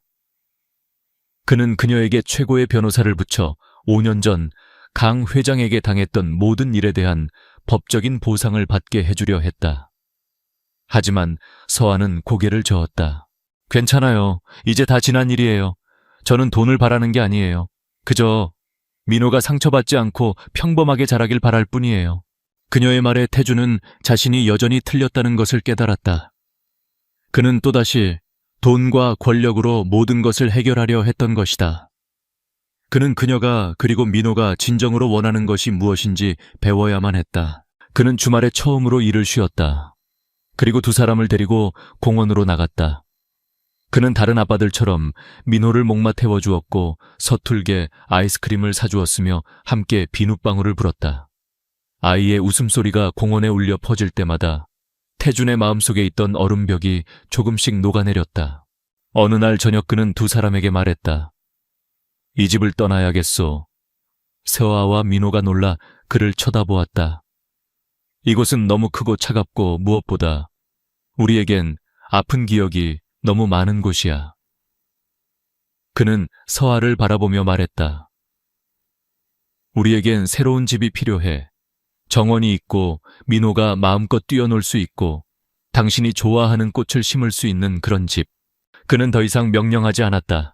그는 제안하고 그녀의 의견을 구했다. 그는 변하고 있었다. 몇 주 후 그들은 서울 근교의 아담하고 햇살이 잘 드는 집으로 이사했다. 펜트하우스의 차가운 대리석 대신 따뜻한 원목 마루가 깔려 있었다. 그들은 함께 정원을 가꾸고 함께 식사를 준비하고 함께 민호의 잠자리를 돌보았다. 그들은 비로소 평범한 가족의 모습을 갖추어가고 있었다. 그러던 어느 봄날 저녁 민호가 잠든 후 태주는 서아를 데리고 그들이 처음 만났던 작은 미술관으로 향했다. 미술관은 그의 연락으로 그들만을 위해 문을 열어두고 있었다. 6년 전 그녀의 그림이 걸려있던 바로 그 자리. 기억나오? 그가 물었다. 어떻게 있겠어요? 서아가 미소 지었다. 태주는 그녀의 앞에 서서 그녀의 두 손을 잡았다. 서아야. 그는 처음으로 그녀의 이름을 다정하게 불렀다. 나는 오랫동안 잘못된 길을 걸어왔어. 사랑을 믿지 않았고 오직 나 자신만을 믿었지. 하지만 당신과 민호가 내 세상에 들어온 순간 내가 얼마나 어리석었는지 깨달았어. 당신은 나의 얼어붙은 심장을 녹여준 유일한 사람이야. 그는 주머니에서 그들의 낡은 은색 로켓 목걸이를 꺼냈다. 그리고 그것을 열어 보여주었다. 달아빠진 옛날 사진 옆 비어있던 다른 한쪽에는 며칠 전 공원에서 찍은 세 사람의 환한 웃음이 담긴 새로운 사진이 들어있었다. 과거는 바꿀 수 없지만 미래는 함께 만들어갈 수 있다고 믿소. 더 이상 오해도 거짓도 계약도 없는 오직 진실한 사랑만으로 이어진 관계를 시작하고 싶소. 그는 그녀의 앞에 한쪽 무릎을 꿇었다. 윤서와 나와 결혼해 주시오. 민호의 아버지가 되고 당신의 남편이 될 기회를 주시오. 세화의 눈에서 행복의 눈물이 흘러내렸다. 그녀는 고개를 끄덕였다. 세상 그 어떤 대답보다도 확실한 긍정이었다. 그는 일어나 그녀를 품에 안았다. 찢어졌던 두 개의 로켓이 마침내 하나가 되는 순간이었다. 그들의 새로운 집 거실 벽에는 세 사람이 함께 활짝 웃고 있는 사진이 걸렸다. 차가운 제국의 황제였던 강태주는 이제 하나이의 자상한 아빠이자 한 여자의 든든한 남편이 되어 있었다. 상처로 시작된 인연은 결국 서로에게 가장 완벽한 구원이 되었다. 그렇게 그들의 진짜 봄날이 시작되고 있었다.